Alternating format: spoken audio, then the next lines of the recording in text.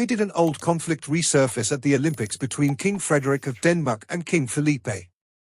The 2024 Summer Olympics in Paris were supposed to be a celebration of international unity and sportsmanship, but behind the scenes, a decades-old rivalry between two European monarchs threatened to overshadow the entire event. As the world watched the competitions unfold, the tension between King Frederik of Denmark and King Felipe of Spain reached a boiling point, sparking a diplomatic crisis that sent shockwaves through the royal families and governments involved. The roots of this conflict can be traced back to the 1980s, when a heated dispute over fishing rights in the North Atlantic nearly led to an all-out war between Denmark and Spain.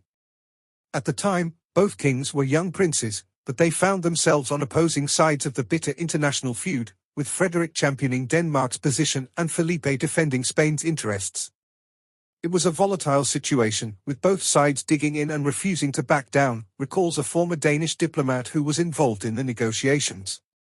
The kings-to-be were deeply invested in the outcome, and their personal animosity towards one another only added fuel to the fire.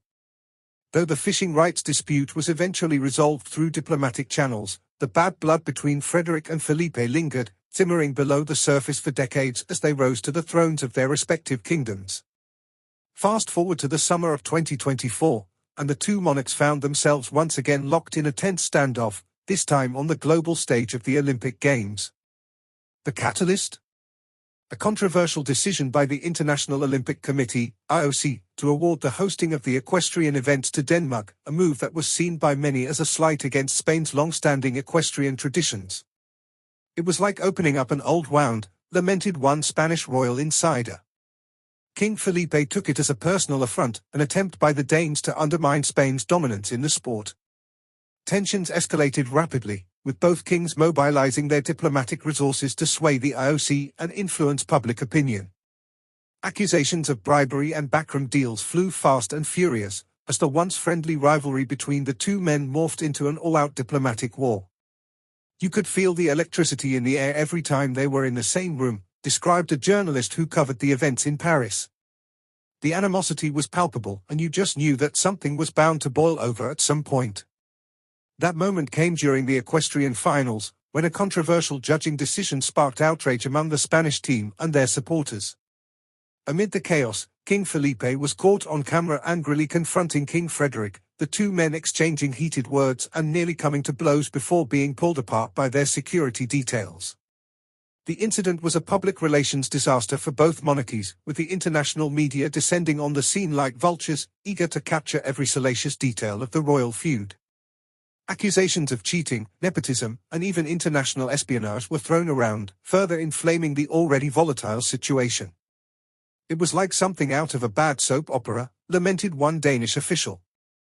The whole world was watching, and our two kings were behaving like a couple of petulant schoolboys. In the aftermath of the incident, both Frederik and Felipe faced intense pressure from their respective governments to de-escalate the situation and restore order to the Olympics. Behind the scenes, frantic diplomatic efforts were underway to broker a truce and prevent the conflict from spiraling out of control. There was a real fear that this could lead to a full-blown diplomatic crisis between Denmark and Spain, revealed a source within the French government. The stakes were incredibly high, and both sides knew they had to find a way to back down without losing face.